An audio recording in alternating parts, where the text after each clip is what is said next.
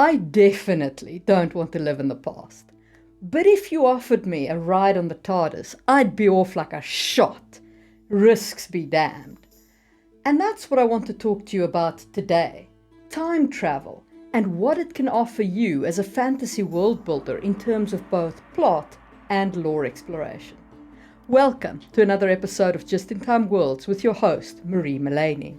If this kind of content interests you and you want to help me keep making these videos, you can hit my Ko-fi page where there is membership and once-off donations available, or you can buy my books available on Amazon.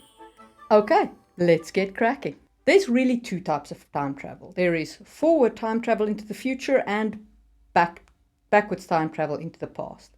Future time travel is actually enormously possible. It basically just means that time needs to pass slower for the traveler than it is passing for the people that he's traveling toward, if you understand what I mean.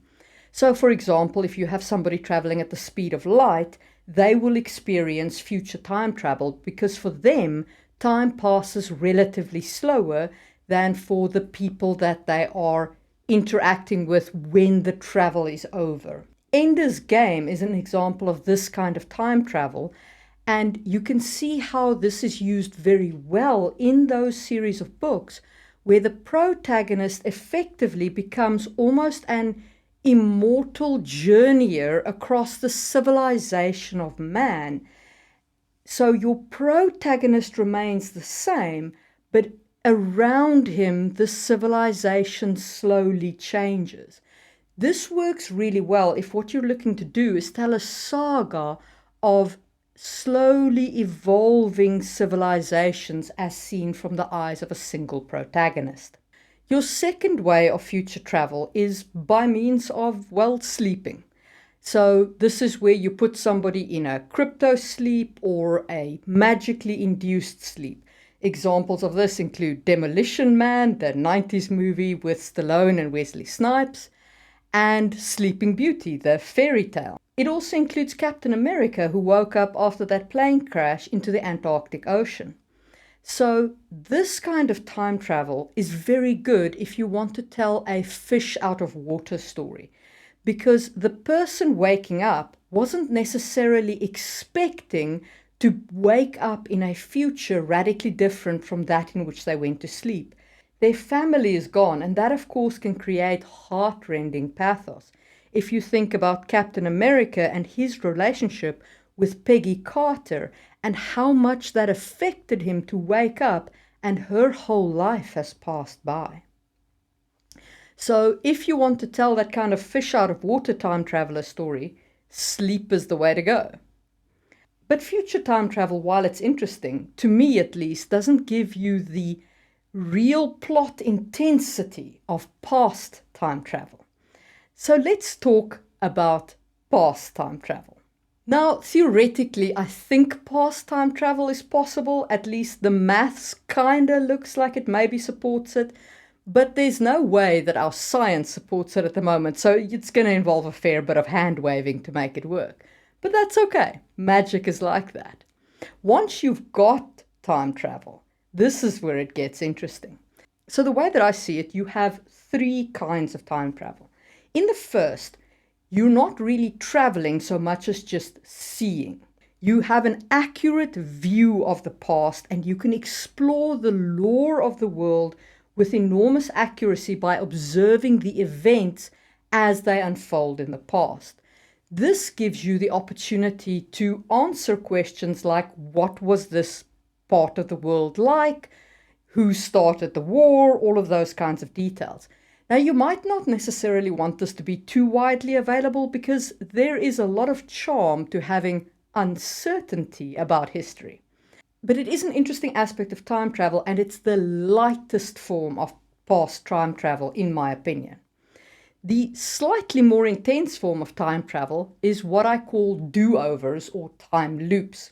And to discuss how this can be used in your world, I will reference the movie Edge of Tomorrow. Now, if you have not seen that movie and you do want to, this is your spoiler warning. Okay.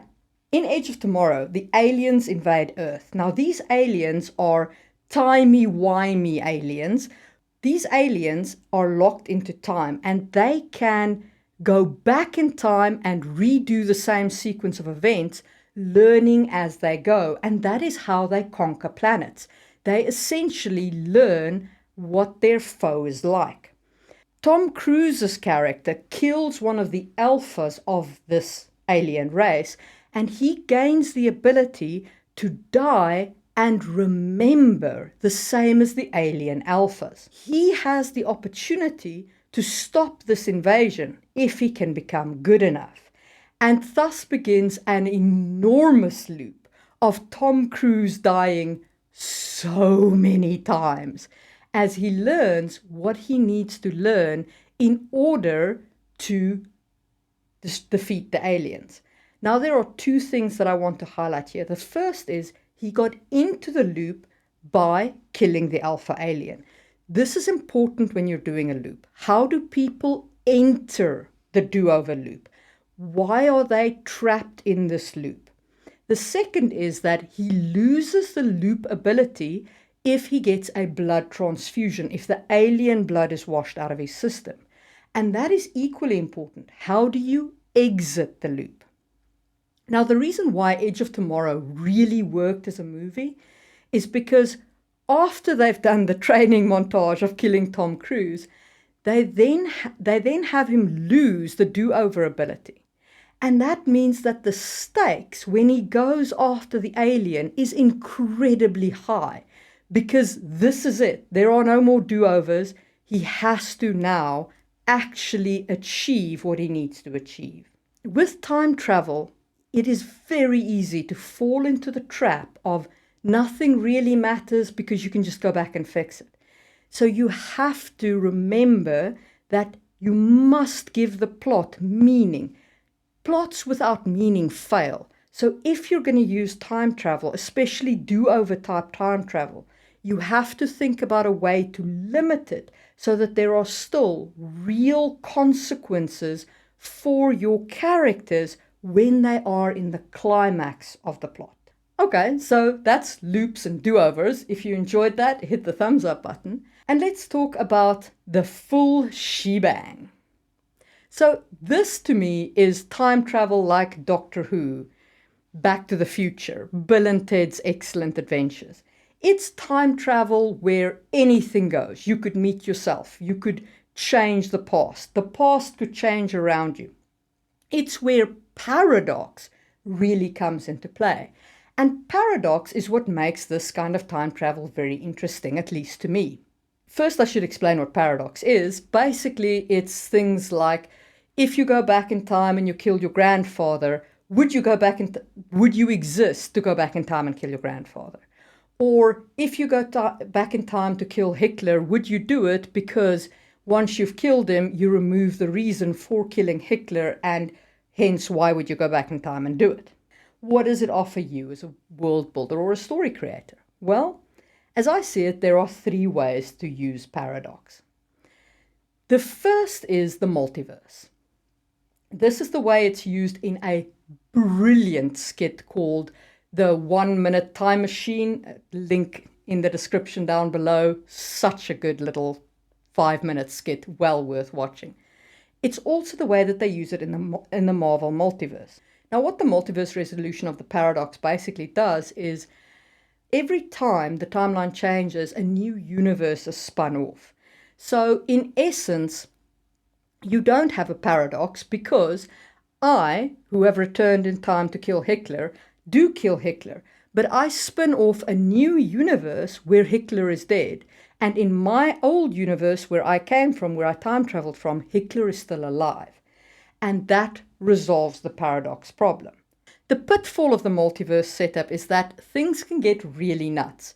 If you have, infinite universes and you give people access to infinite universes and you have all of these timelines spinning off, it can just go crazy. It can also dramatically decrease the tension because somewhere in some universe it's all gone right. So, how important is it that this universe blows up? So I'm a little leery of using the multiverse in fiction unless you're going to really focus on making at least one of these universes very important. So that's resolving paradox through the multiverse. You can also go with the boom, you're dead approach, as we saw in Back to the Future. So what happened in Back to the Future, and it's a 1980s movie, so if you haven't seen it by now, sorry, spoilers coming. So what happens in Back to the Future is Marty McFly travels back into the past and accidentally stops his mother and father meeting. And he has this photo of his family in his pocket. And as the timeline gets more and more solid, where his mother does not fall in love with his father, his siblings start vanishing from the photo, and Marty himself starts vanishing. So the whole story focuses on him trying to get his parents to fall back in love and fix this timeline before he himself vanishes. So the paradox is in fact the driving force of the storyline, and it was a great movie, which I thoroughly enjoyed, and it's a very fond childhood memory. So you can use the very deadly nature of the paradox to be the driving force of your plot. And then the last way in which you can resolve paradox is by a self-correcting timeline. So this is a very interesting exploration of physics, but it's not, in my opinion, all that interesting in terms of a plot. So basically what a self-correcting timeline is the past is as malleable as the future. So if I go back in time and I kill Hitler, what happens is instead Rommel rises to lead Nazi Germany into the Second World War. And maybe the timeline is altered so drastically that he actually leads Nazi Germany to victory, and suddenly my memories of me in the present time changes to accommodate this new reality, because this is now the reality. So there is only one reality. It's not like the multiverse. There's only one reality. But it's a self-correcting reality because the past is not fixed. It is malleable. It can change. If you go back and kill your grandfather, it turns out it wasn't actually your grandfather. Your grandmother had had an affair and you're the child of some random dude. And the present changes to accommodate this event that happened in the past. So it's a really weird thought to think about the past being that malleable.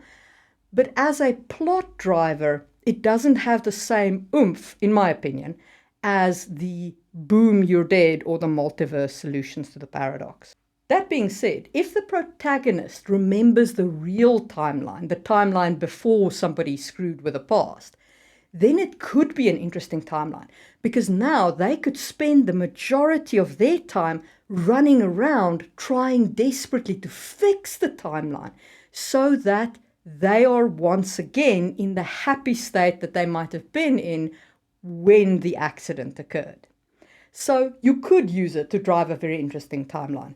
And those are my thoughts on time travel and how you can use it in a fantasy plot. If you enjoyed this, give it a thumbs up and maybe check out my video on sufficiently advanced technology. I think you might enjoy that. And I will see you soon for another episode of Just in Time World.